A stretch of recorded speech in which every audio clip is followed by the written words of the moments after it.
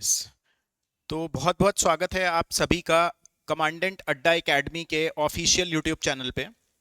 अभी हम लोग लास्ट जो आपने भी मेरे सेशंस देखे हैं इससे रिलेटेड, तो उसमें हमने कैट 2024 के स्लॉट वन के कुछ क्वेश्चंस को डिस्कशन करा है और आज हम उसमें जो भी बचे हुए रिमेनिंग क्वेश्चंस हैं उनका बेस्ट पॉसिबल शॉर्टेस्ट अप्रोच देखने वाले हैं और आज आपका ये स्लॉट वन हमारा कंप्लीट होने वाला है। करेक्ट।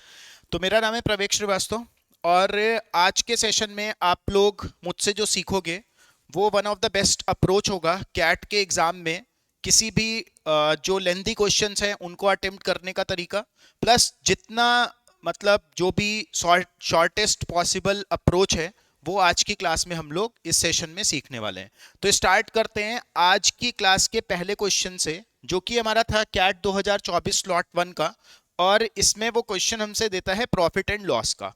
इसको करने का देखिए दो तरीका होगा हमारा।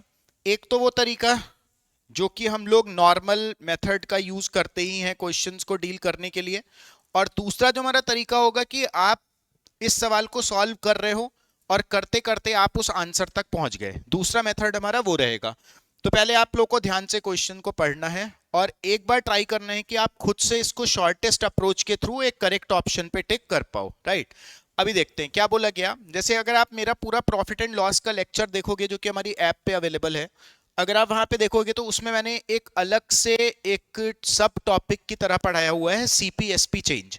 तो ये क्वेश्चन हमारा by luck CAT 2024 slot one में उसी से रिलेटेड आ गया, जो कि या तो वो सीपी में चेंज करेगा या एसपी में चेंज करेगा या दोनों में चेंज करेगा, और ऐसा कोई भी चेंज होने से जो हमारा प्रॉफिट है वो चेंज हो जाता है। तो उसी पे ही ये हमारा सवाल था कैट 2024 का। अभी बोलते हैं the selling price of a product is fixed to ensure 40% profit. मतलब इससे हमें यह समझ आता है कि भैया प्रॉफिट हमें जो चाहिए वो चाहिए कितने का, 40% का ही हमें प्रॉफिट चाहिए। तो हमने ऐसा कुछ सीखा हुआ है कि अगर आपको प्रॉफिट की बात वो कर देता है तो हम सीपी को क्या बोल देते हैं, सीपी को हम बोल देते हैं 100, और यहां पे जो प्रॉफिट आ गया वो आ गया 40% का। इट मींस जो यहां से हमारा एसपी निकल के आया वो कितना आ गया, 140 आ गया। इतने में किसी को कोई भी कंफ्यूजन नहीं होना चाहिए।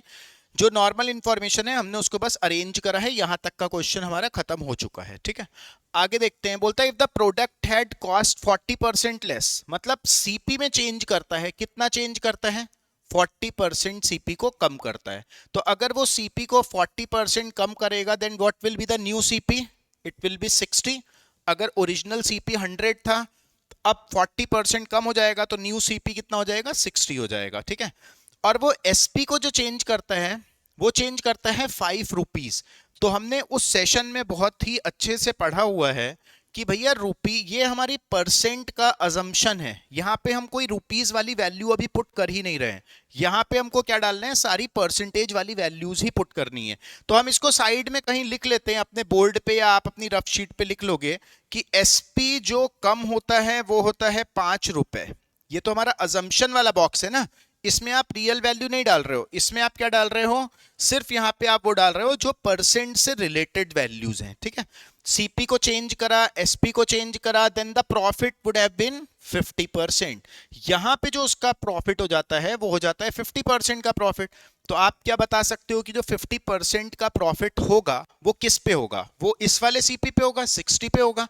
60 का 50% निकाल दो, 60 का आधा कर दोगे 30 हो जाएगा। 30 का अगर प्रॉफिट आ जाता है तो क्या हम ऐसा बोल सकते हैं कि जो न्यू एसपी होगा दैट इज 90 होगा वो नया एसपी। अब यहां पे मैं एक रेड कलर से बॉक्स बना रहा हूं, this is the box of our assumption. इसमें कोई भी रियल वैल्यू नहीं है, इसमें सारी अज्यूम्ड वैल्यूज हैं, यहां पे हमने कोई भी रियल वैल्यू डाली ही नहीं है। अब हमको क्वेश्चन में देखना होता है कि एक रियल वैल्यू क्वेश्चन में दी हुई है कि 5 रुपए जो है वो एसपी डिक्रीज हो रहा है। यहां से आप लोग देखिए, यहां से एसपी कितना डिक्रीज हो रहा है, हमने देखा यहां से जो हमारा एसपी डिक्रीज हो रहा है 140 से 90 हुआ है, मतलब 50 का डिक्रीज है।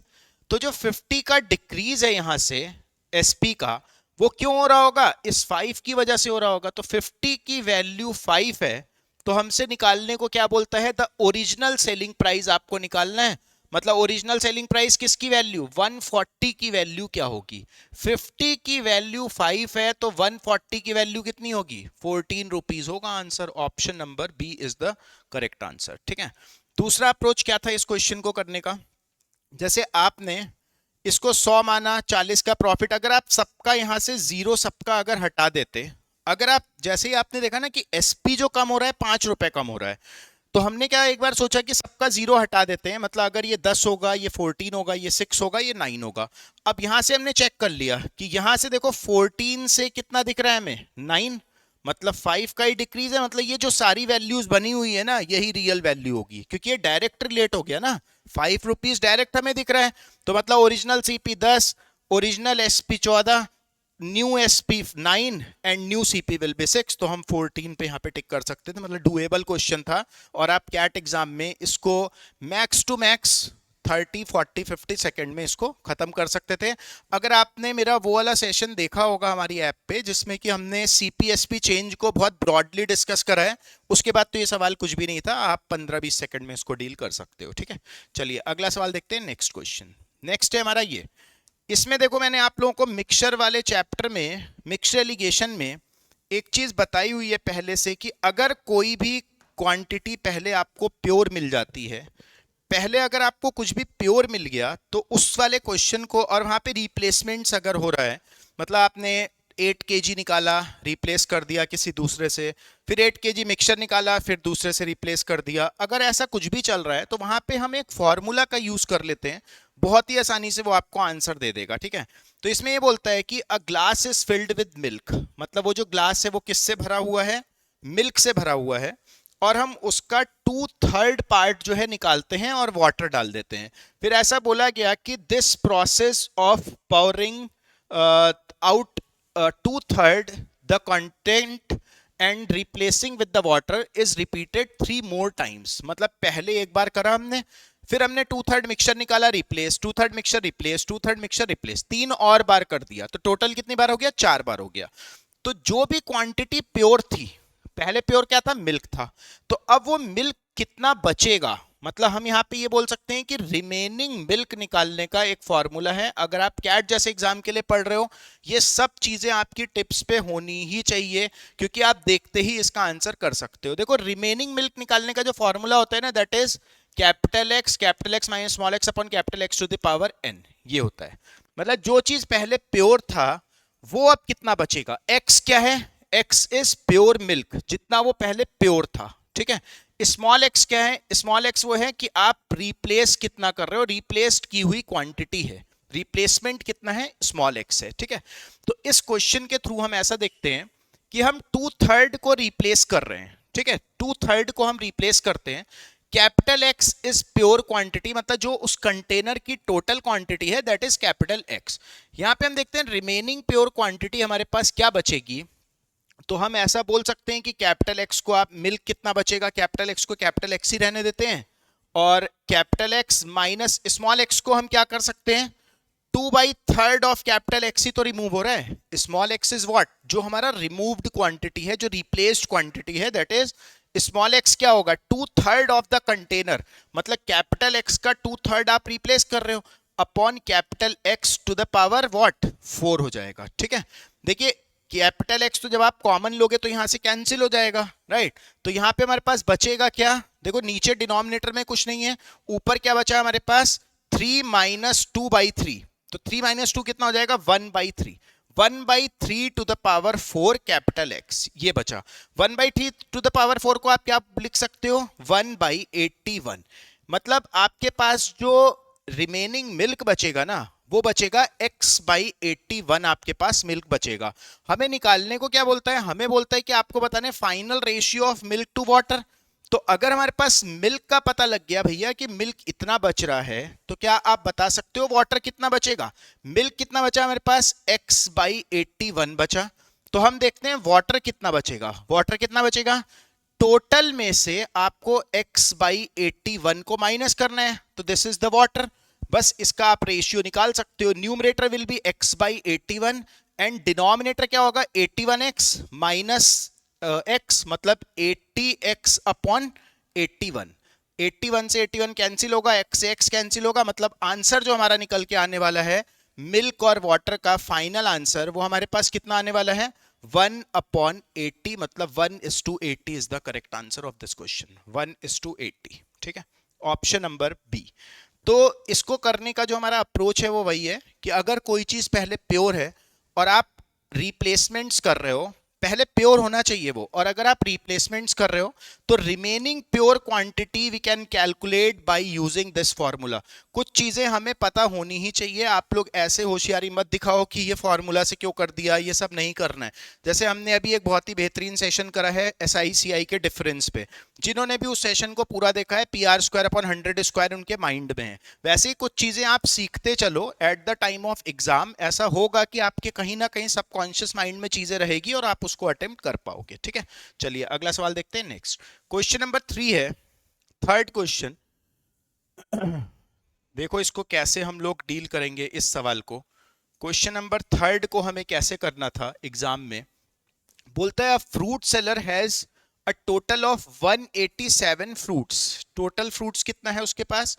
187 है। कौन कौन से टाइप के फ्रूट्स हैं? एप्पल है, मैंगो है एंड ऑरेंजेस है। तो हम ऐसा बोल सकते हैं apple plus mango plus oranges is equal to what? कितना दिया हुआ है हमारे पास? 187। ठीक है, इंफॉर्मेशन को सिर्फ वी आर अरेंजिंग, सिर्फ आप इंफॉर्मेशन को अरेंज करो, देखो लास्ट में आप आंसर तक पहुंच पा रहे हो या नहीं। ठीक, अब बोला गया ऐसा कुछ कि the number of apples and mangoes are in the ratio 5:2।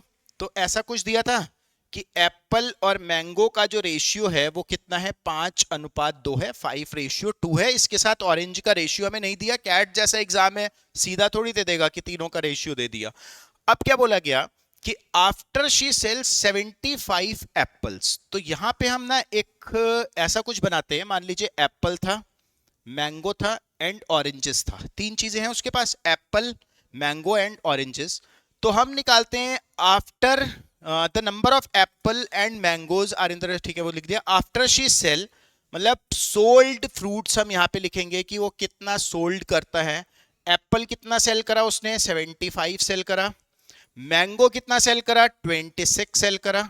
ठीक है, and half of the oranges, half of the, और यहां पे हम लिख लेते हैं अनसोल्ड। ठीक है, अनसोल्ड लिख लेते हैं।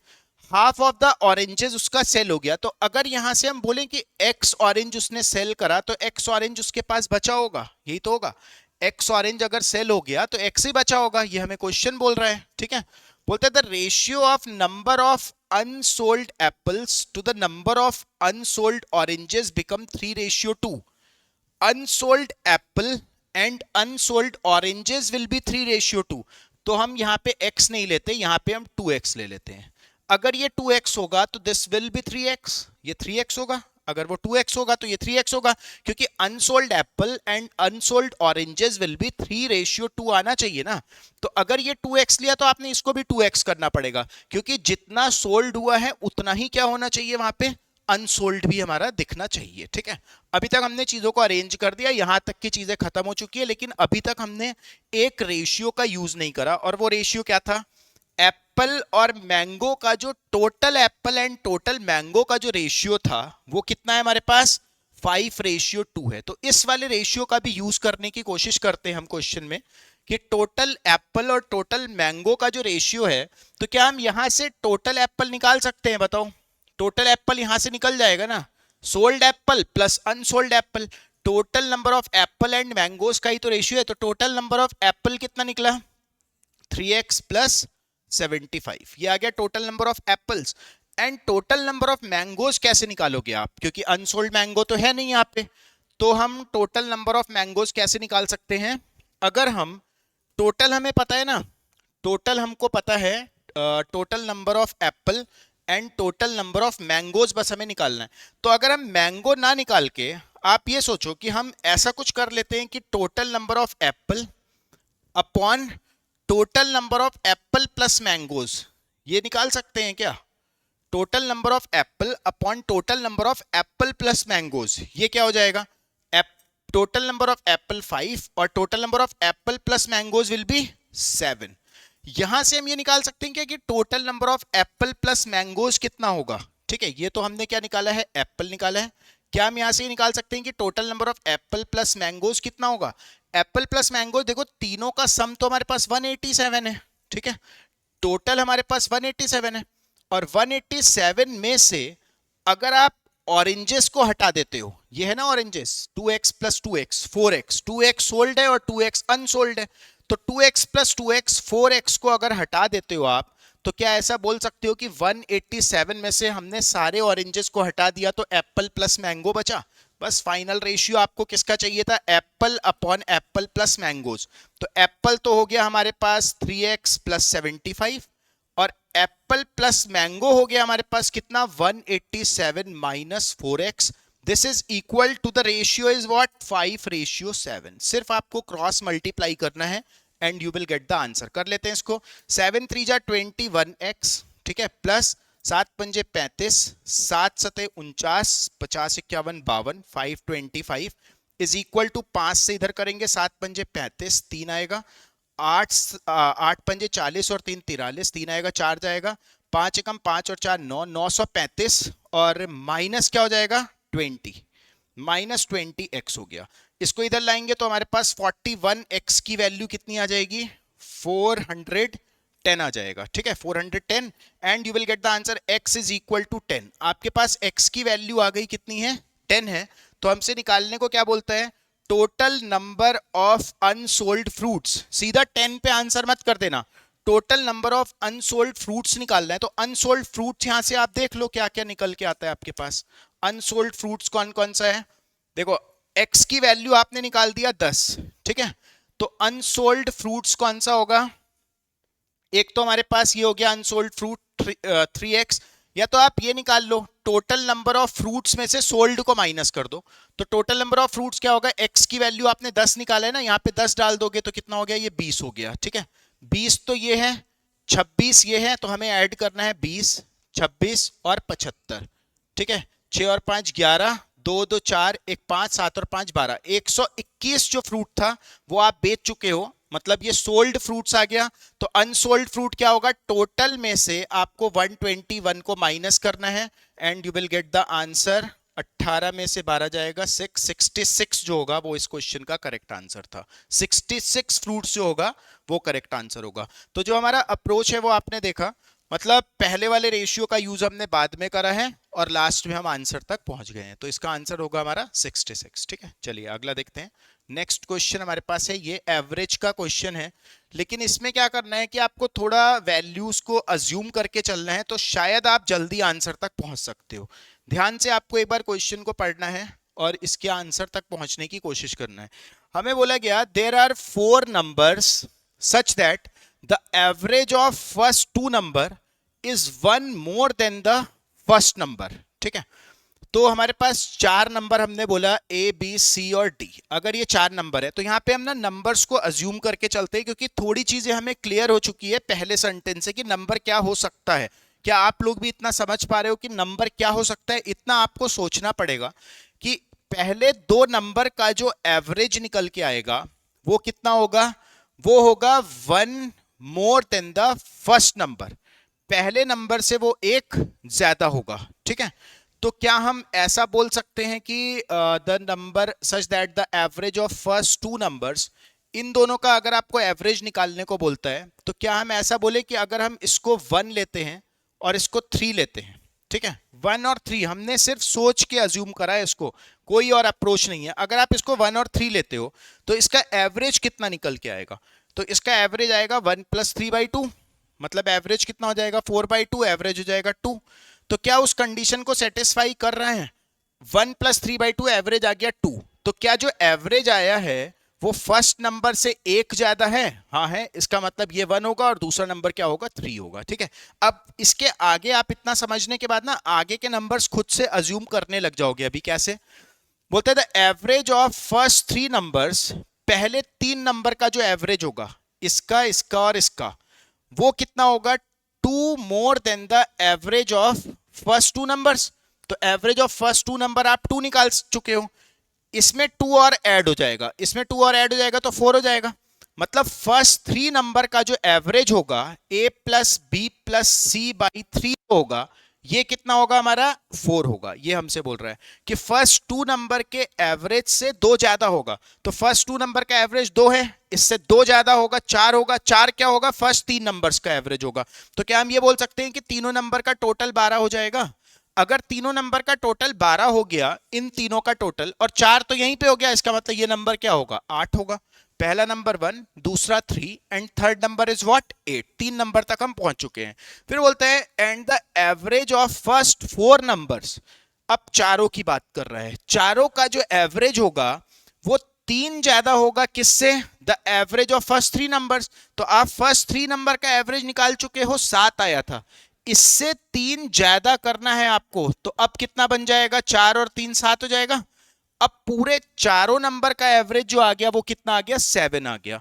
तो अगर चारों नंबर का एवरेज आपका 7 आ गया है तो क्या आप चारों नंबर का टोटल बता सकते हो कितना होगा, एवरेज 7 है, टोटल कितना हो जाएगा, 28 हो जाएगा। इन चारों का अगर टोटल 28 है, इन चारों का जो टोटल निकल के आया वो 28 आया। 28 में से देखो 8 हट गया, 20 बचा, 20 में से 4 हट गया, 16 बचा। तो जो डी की वैल्यू है वो कितनी आ गई, 16 आ गई। आपके पास चारों नंबर है, कुछ भी आपने कैलकुलेशन नहीं करा, सिर्फ आपने क्या करा, पहले दो को सही तरीके से अज्यूम कर लिया और आपके पास चारों नंबर वहां पे आ चुका है। First number is 1, second is 3, third is 8 and fourth one is 16। And what is the question now? Then the difference between the largest and the smallest number, what we have to calculate is the difference of A and D. A और D का आपको difference निकालना है और हम direct answer कर सकते हैं, answer will be 15। 15 is the correct answer of this question. ठीक है, सबको क्लियर होगा मुझे लगता है। कैलकुलेशन आप लोग खुद देख पा रहे हो, कुछ भी नहीं है। अगर आप कैट एग्जाम के लिए जा रहे हो, थोड़ा सा कॉमन सेंस यूज करो, वहां पे थोड़ा कॉमन सेंस यूज करो कि हिट एंड ट्रायल से देखो अप्रोच क्या बन रही है। हो सकता है ऑप्शन के थ्रू चले जाते हैं अगर यहाँ पे कोई ऑप्शन दिया, इसीलिए तो इसको ये टीटा क्वेश्चन है, यहाँ पे ऑप्शन ही नहीं दिया। ऑप्शन होता तो शायद हमारा क्वेश्चन थोड़ा इजी बन सकता था, हमारे माइंड में ये आ जाता कि हमें छोटी वैल्यूज ही अज्यूम करनी है यहाँ पे। ठीक है, लेकिन चलो ठीक है, जैसा भी है, अभी ये क्वेश्चन आप लोग को समझ आया होगा। अभी नेक्स्ट देखते हैं, क्वेश्चन नंबर 5। कुछ ही सवाल बचे हैं इसमें, बाकी इसका पूरे सेट का एनालिसिस इसके पहले वाली 2 वीडियोस में हमने किया हुआ है। कुछ क्वेश्चंस रह गए थे तो उसको हम लोग आज की क्लास में डिस्कस कर रहे हैं। ठीक है, आप लोग रेगुलर हमारे चैनल वगैरह से कनेक्ट रहो, हमारे ऐप से कनेक्ट रहो, और जो भी हमारे शॉर्ट्स वगैरह रहते हैं उसको आप लोग रेगुलर बेसिस पे देखा करो। उन चीजों से आपकी थिंकिंग कैपेबिलिटी स्ट्रांग होगी। मतलब कौन सा वाला पॉइंट जाके आपके एग्जाम में हिट हो जाएगा ना, वो आपको भी नहीं पता है। जैसे अगर आपने सीपीएसपी चेंज बहुत ही अच्छे से मेरा वीडियो वगैरह सब देख के आप गए होते सीपीएसपी चेंज का, और 2024 का आप कैट स्लॉट 1 दे रहे होते, तो उसी से ही रिलेटेड था, बस उसके 15-20 क्वेश्चन आपको करने थे, क्लास को देखना था और उस क्वेश्चन को आप प्रॉपर हिट कर सकते थे। ठीक है, चलो ये वाला क्वेश्चन है, एन अमाउंट ऑफ 10,000। ये एसआई का क्वेश्चन है, सिंपल इंटरेस्ट का है, क्वेश्चन भी आसान ही होगा क्योंकि किसका है, सिंपल है ना, नाम ही सिंपल है, जिसका नाम सिंपल है मतलब क्वेश्चन भी जो होगा आसान होगा हमारा। बोलता है 10,000 is deposited in a bank A for a certain number of years at a simple rate of 5%। तो इसमें ये बोला गया कि हमने बैंक ए में 10,000 रुपए को जमा करा, हमें नहीं पता कि टाइम कितना था, ये हमको नहीं पता है, लेकिन हमें रेट जरूर पता है। रेट कितना आ जाता है यहाँ पे, 5% का यहाँ से रेट हमारा निकल के आ रहा है, करेक्ट। अब क्या बोला गया, आगे क्या बोल रहा है क्वेश्चन, ये बोल रहा है कि on maturity the total amount received in deposit received is deposited in bank B. यहां से जो हमारा टोटल पैसा निकल के आएगा, टोटल पैसा सिर्फ प्रिंसिपल नहीं, जो टोटल पैसा आएगा उसको हम कहां पे डाल देंगे, बी में डाल देंगे। और जो बी है वो हमें कितना देता है, 5 साल के लिए। बी के लिए हमें टाइम भी दे दिया, 5 साल हो गया, और रेट भी दे दिया। रेट कितना हो गया, 6% हो गया। 6% के हिसाब से हमें बोल रहा है if the interest receive from bank A and bank B are in the ratio of 10:13। यहां पे टाइम नहीं दिया, और यहां का टाइम ना आने की वजह से यहां का प्रिंसिपल नहीं आ पाया कि वहां का प्रिंसिपल भैया कितना था। लेकिन जो इंटरेस्ट यहां से आया होगा, जो एसआई यहां से आया होगा और जो एसआई यहां से आया होगा, इन दोनों का जो रेशियो बनता है वो कितना बनता है, 10 और 13 का बनता है, 10:13 बनता है। ठीक है, तो हमको ये बताना है कि पहला वाला टी की वैल्यू कितनी थी, टी हमको निकालने को बोल रहा है। ठीक, देखो सबसे पहला काम हम क्या करते हैं इस क्वेश्चन में कि हम यहां से देखते हैं कि भैया ऑप्शन के हिसाब से अगर आप इसको हिट कर सकते हो तो that will be the best possible approach. Option से आप इसको हिट करने का ट्राई करो। जैसे पहला ऑप्शन 4 था, ठीक है, 4 साल के लिए अगर आप यहां पे डालते हो, ध्यान से सुनना मेरी बात को, अगर आप 4 साल के लिए डालते हो तो 5% के हिसाब से 4 साल में 20% का इंटरेस्ट मिलेगा। 20% का जो इंटरेस्ट होगा इस प्रिंसिपल का होगा। इस प्रिंसिपल का 20% कितना हो जाएगा? 2000 हो जाएगा। ठीक है, पहला इंटरेस्ट आ गया हमारा 2000। अब देखते हैं, हमारे पास 10,000 ये था, 2000 रुपए और आ गया, मतलब ये दूसरा वाला प्रिंसिपल कितना बन गया हमारा? 12,000 बन गया। ठीक है, अब 12,000 रुपए पे अगर आप 30% निकालते हो, क्योंकि 5 साल के लिए 6% है तो 30% हो जाएगा, तो 12,000 का 30% कितना होगा? 3600 रुपए होगा। तो अगर हम इन दोनों का यहां से रेशियो निकालते हैं तो क्या हमारे पास सिंपल इंटरेस्ट 10 और 13 हमारे पास निकल के आएगा? ये 4 से कर देंगे तो ये हमारे पास 5 और 9 का आ जाएगा, मतलब ये नहीं आ रहा है ना, मतलब this can not be the answer. सबको क्लियर है बात? सबसे बेस्ट पॉसिबल अप्रोच है, समझाने में इतना टाइम लग रहा है, आप एग्जाम में इसको जल्दी कर सकते थे। दूसरा हम देखते हैं, चलो ये तो नहीं है, 5 को देखते हैं, ऑप्शन बी। अगर 5 साल होता तो 25% होता, 5 के हिसाब से 5 साल, 5% के हिसाब से 5 साल के लिए 25%। इसका 25% कितना होगा? 2500 हो जाएगा। और यहां पे पैसा कितना होगा? 10,000 प्लस 2500, 12,500 का आपको 30% निकालना है। देखो 12,500 का अगर आप 30% यहां से निकालते हो, यहां से हम इसका हम रेशियो निकालना चाह रहे हैं, तो क्या हमारा आंसर इतना आ सकता है 10 और 13 का? देखो 10 तब आएगा जब ये 25 से 10 टाइम्स हो गया। 25 से कितना हो गया? ये 25 पंजे और 5 दिया 15, ये तो आ गया 10 और 15 का, मतलब this can not be the answer, ये भी आंसर नहीं हो सकता। ऑप्शन सी को हम पिक करते हैं। सी है 3%, तो लग भी नहीं रहा आंसर, देख लेते हैं एक बार। 5 दिया 15%, अगर आप इसका निकालोगे तो 1500 आएगा। 1500 हो जाएगा 10,150 रुपए का। 30% अगर आप निकालते हो 10,150 रुपए का, सॉरी 11,500 रुपए का, ये 150 रुपए का इंटरेस्ट आया ना यहां से। 5 दिया 15% के हिसाब से, इसका 15% कितना होगा? 1500 हो गया। और 1500 इसमें ऐड करके उस वाले पे चला जाएगा, 1500 ऐड हो जाएगा तो 11,500 का 30% आपको निकालना है। तो क्या इन दोनों का रेशियो देखो आ सकता है हमारा 10 और 13 का? 2 जीरो कैंसिल, 1 जीरो ये कैंसिल, 5 से करते हैं 30 हो गया, 5 से इसको करते हैं 5 दूनी 10, 5 दिया 15, 23 इंटू 3 बन रहा है। अगर आप इसको भी कर देते हो तो ये 10 इंटू 23 का बन रहा है, मतलब this is not the answer. तो ऑप्शन कौन सा बचा? 4th ही बचा। 6 ईयर्स जो होगा वो इस क्वेश्चन का करेक्ट आंसर होगा।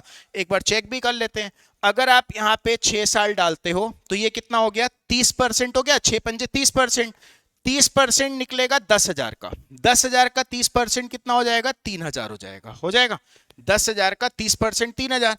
अब यहां पे प्रिंसिपल कितना गया? 10,000 प्लस ये 3,000 कितना गया? यहाँ पे 13,000 गया। 13,000 का आपको कितना परसेंट निकालना है इंटरेस्ट के लिए? 13,000 का 30% यहाँ पे निकालना है। तो 13,000 का 30% जब आप निकालोगे ना, तो देखो ये 0 इससे कैंसिल होगा, ये 0 इससे कैंसिल होगा, और 3 से ये 10 हो जाएगा, और आंसर होगा 10 और 13, और यही हमारा रिक्वायर्ड आंसर है 10 और 13। तो इस क्वेश्चन को करने का अप्रोच क्या था? बैक ट्रैकिंग से था। अगर इन केस पहला ऑप्शन 6 होता तो पहले टाइम में ही वो हिट हो जाता। समझाने में टाइम लगा है क्योंकि सिंपल इंटरेस्ट का क्वेश्चन है, कैलकुलेशन इतनी ज्यादा नहीं है, आप उसको माइंड में भी कुछ कैलकुलेशंस को कर सकते थे। आंसर होगा इसका ऑप्शन डी, 6% होगा इसका करेक्ट आंसर। ठीक है, देखिए ये अगला सवाल है हमारा। नेक्स्ट क्वेश्चन है क्वेश्चन नंबर 6। अब इस सवाल के लिए मैंने आप लोगों को एक चीज बताई थी इस क्वेश्चन के लिए। जैसे अगर आपने मेरा टाइम स्पीड डिस्टेंस के शॉर्ट्स देखे होंगे चैनल पे, या अगर आपने ये देखा होगा कि टाइम स्पीड डिस्टेंस का वीडियो देखा होगा, तो वहां पे भी कहीं ना कहीं हमने इसको डिस्कस करा होगा कि कभी भी अगर ऐसा कोई केस बनता है कि एक पर्सन यहां से चल रहा है और एक पर्सन यहां से चल रहा है, ठीक है, दोनों पर्सन अपने अपने पॉइंट से चलते हैं, और हुआ क्या यहाँ पे कि साइमल्टेनियसली, मतलब जिस टाइम पे ये चला उसी टाइम पे ये भी चला, ये इधर से आया ये इधर से आया, दोनों इस पॉइंट पे मिल गए और इनको लगा टी टाइम। टी टाइम में ये दोनों एक दूसरे को मिल गए हैं। तो हमको ये बताना होता है कि इस पॉइंट पे मिलने के बाद जो ये पर्सन था ये इधर निकल गया, ठीक है, और जो इधर से आ रहा था वो अपना इधर निकल गया, वो अपने डेस्टिनेशन पे पहुंच गया। तो इस पॉइंट पे मिलने के बाद इसको इधर जाने में t1 टाइम लगा और इसको इधर जाने में कितना लगा? t2 टाइम लगा। ठीक है, क्लियर है? तो यहां से ना हमारा एक फॉर्मूला जनरेट होता है जो आप लोगों को पता होना चाहिए, t is equal to square root of t1 into t2। इस पे कैट में हमेशा सवाल पूछा जाता है, 2024 में भी हमें देखने को मिला है। साइमल्टेनियसली दो पर्सन दो अलग अलग पॉइंट से स्टार्ट करके किसी एक पॉइंट पे मिलने के बाद वो उधर डेस्टिनेशन पे पहुंच जाए, जो उधर से आ रहा था वो उधर पहुंच गया, उनको जो टाइम लगा वो T1 T2 था, तो जितना टाइम इन दोनों को मिलने में लगा है T time, T is equal to square root of T1 T2। ये चीज आपको याद रखना है अगर आप कैट के लिए जा रहे हो तो। ठीक है, अब देखते हैं। Two places A and B are 45 kilometres apart. दोनों के बीच का डिस्टेंस कितना दिया है भैया? 45 किलोमीटर यहाँ पे डिस्टेंस दोनों के बीच का दिया हुआ है। फिर हमसे ये बोला कि by a straight road Anil goes from A to B, मतलब अनिल जा रहा है यहां से, Anil goes from A to B, while Sunil goes from, Sunil कहां से कहां पे जा रहा है? B से A पे जा रहा है। ठीक है, ऐसा कोई कंडीशन यहां पे दी है क्वेश्चन में। बोलता है starting at the same time, दोनों ने 10 बजे शुरू करा, 11 बजे शुरू करा, 12 बजे शुरू करा, दोनों ने सेम टाइम पे स्टार्ट करा, and they cross each other in exactly 1 hour 30 minute. तो क्या हम ये बोल सकते हैं कि जो टी की वैल्यू है वो 1 आवर 30 मिनट है? तो अगर हम 1 आवर और 30 मिनट को अगर हम फ्रैक्शन बना देते हैं 60 से डिवाइड करके, तो 1/2 को क्या हम 3/2 आर लिख सकते हैं? तो सीधा सा ये हो जाएगा, जो टी है हमारा वो कितना आ गया? 3/2 आर हो गया। जितने टाइम बाद वो दोनों एक दूसरे को मिले हैं जाके, उस टाइम का जो वैल्यू है वो कितना है? 1.5 आर है, मतलब 3/2 आर है। ठीक है, अब वो बोलता है if Anil reaches B, Anil जो है मान लो इस पॉइंट पे ये मिले, तो जो अनिल था वो इधर जाएगा, ठीक है, और जो सुनील था वो इधर जाएगा अपने पॉइंट पे। तो मिलने के बाद Anil reaches B exactly 1 hour 15 minute को भी चेंज कर दो। पहले तो हम करते हैं यहाँ पे 1 आवर और 15 मिनट को आप 60 से डिवाइड कर सकते हो, ये हो जाएगा 1/4, मतलब 5/4 आर। 1 आवर 15 मिनट को क्या हम लिख सकते हैं? 5/4 आर, बिल्कुल लिख सकते हैं। तो 1 आवर जो अनिल है, अनिल रीचेस बी, अनिल जो इधर से आ रहा था वो यहां पे पहुंचेगा 5/4, exactly 5/4 minutes, exactly 5/4 hours after Sunil reaches A. मतलब यहां पे पहुंचने के बाद अगर सुनील को यहां पे पहुंचने में टी टाइम लगा, तो अनिल को यहां से यहां तक पहुंचने में कितना लगेगा? टी प्लस 5/4 लगेगा। क्लियर है ये बात? सुनील को अगर उधर से इधर पहुंचने में टी आर लगा, तो अनिल को टी प्लस 5/4 आर लगेगा। राइट, बस हमारे पास चीजें, कंडीशन बिल्कुल हमारी जो हमने चीजें पढ़ी है उसके हिसाब से सेटिस्फाई हो रही है। तो यहां से हम सीधा लिखेंगे जो टी होगा square root of T1 into T2, और T की वैल्यू कितने टाइम बाद वो दोनों मिले थे? 3/2, is equal to square root of T1, ये वाला T है, इसको T टाइम लग रहा है, और T2 क्या है? T प्लस 5/4 आ गया, T प्लस 5/4 आ गया। ठीक है, अब स्क्वायर रूट, इसको स्क्वायर बोथ साइड कर देते हैं, will get 9/4 is equal to, ये हो जाएगा हमारा T, और ब्रैकेट में क्या हो जाएगा? T प्लस, इसको करते हैं 4T प्लस 5/4 हो जाएगा। ठीक है, T अपनी जगह पे है और एलसीएम लेके 4T प्लस 5/4 हो गया।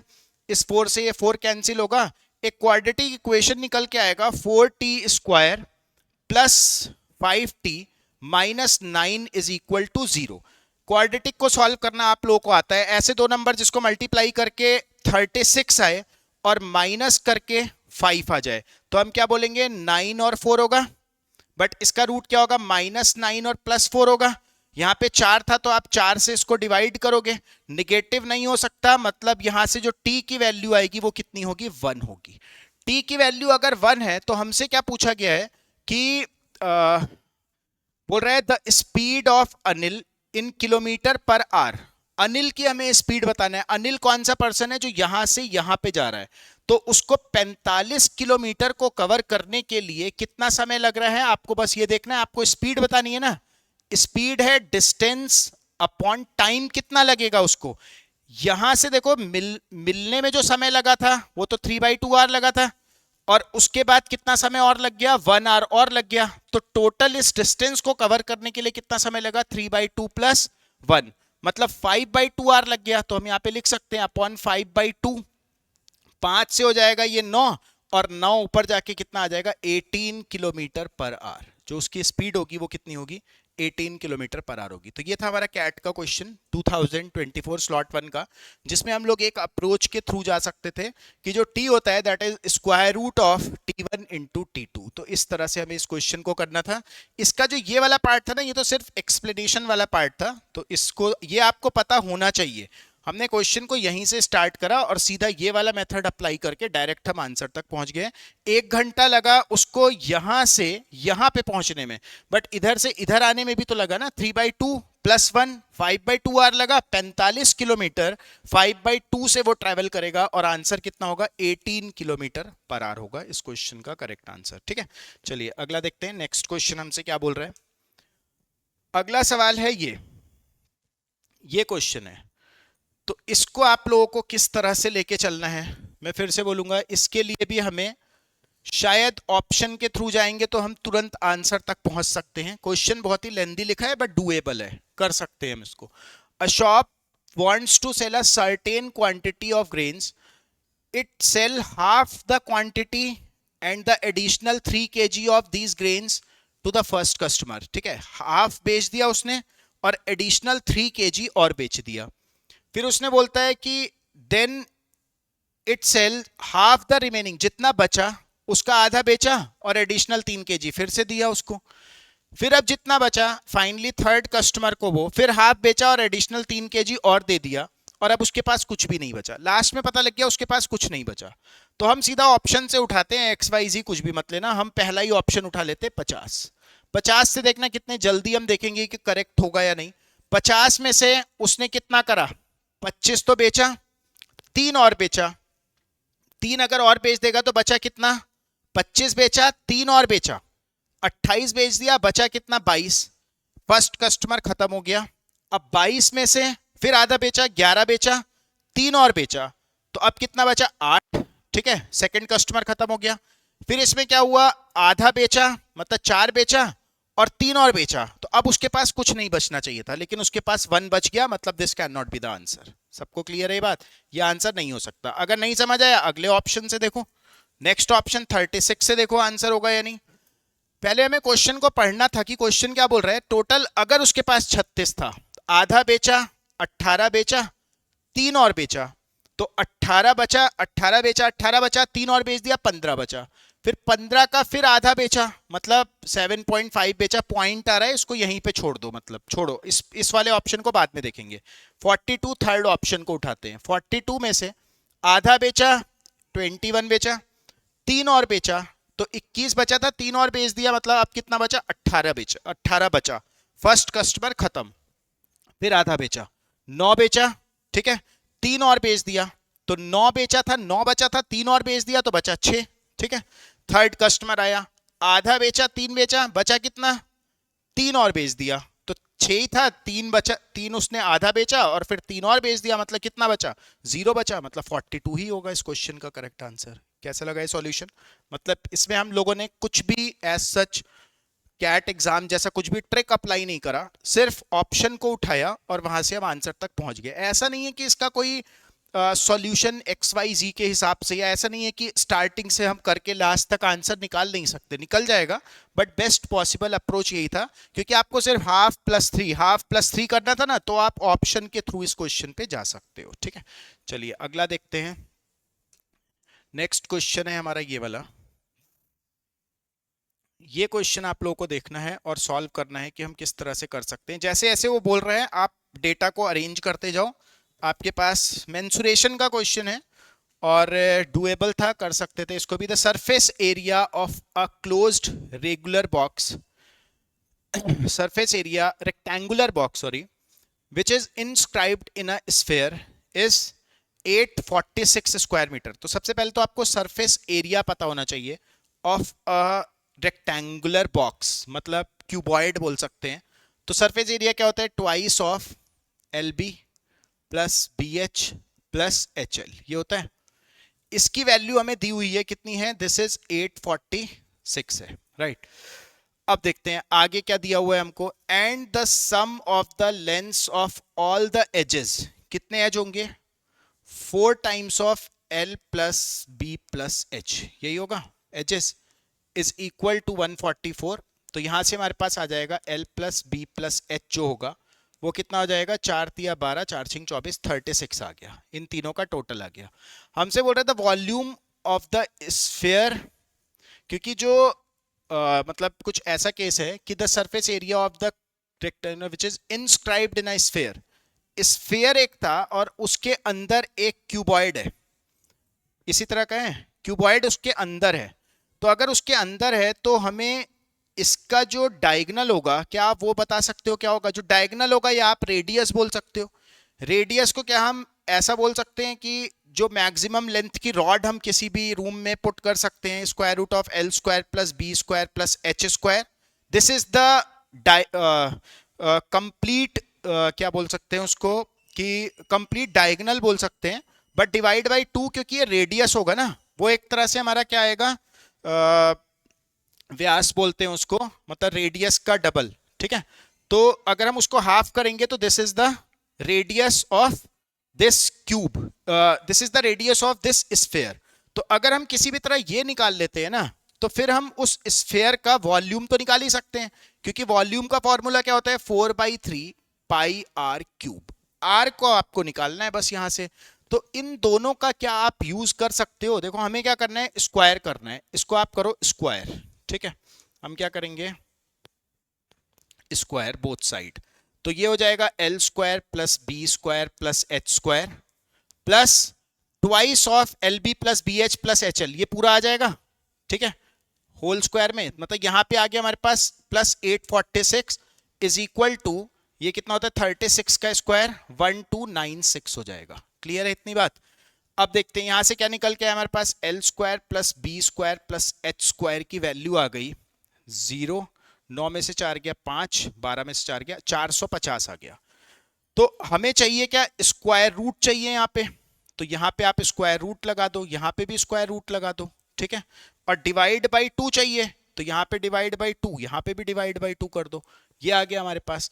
तो 450 को क्या हम ऐसा कुछ लिख सकते हैं कि 3 तिया 9 पंजे 45 और 5 दूनी 10 स्क्वायर रूट डिवाइड बाई 2। इसको हम क्या कर सकते हैं, 3 और 5 बाहर आ जाएगा, मतलब 15 रूट 2 बाई 2 हो गया। ये क्या बन गया हमारा, 15 रूट 2 बाई 2 बन गया। This is what, this is R. और फाइनल आंसर हमारा ये वाला है। यहां पे आप बस पुट करो आर की वैल्यू और आप फाइनल आंसर तक पहुंच चुके हो, ठीक है। आर की वैल्यू यहां पे डालते हैं 4/3, पाई तो हमें यहां पे देखो चाहिए ही, ऑप्शन में भी पाई है।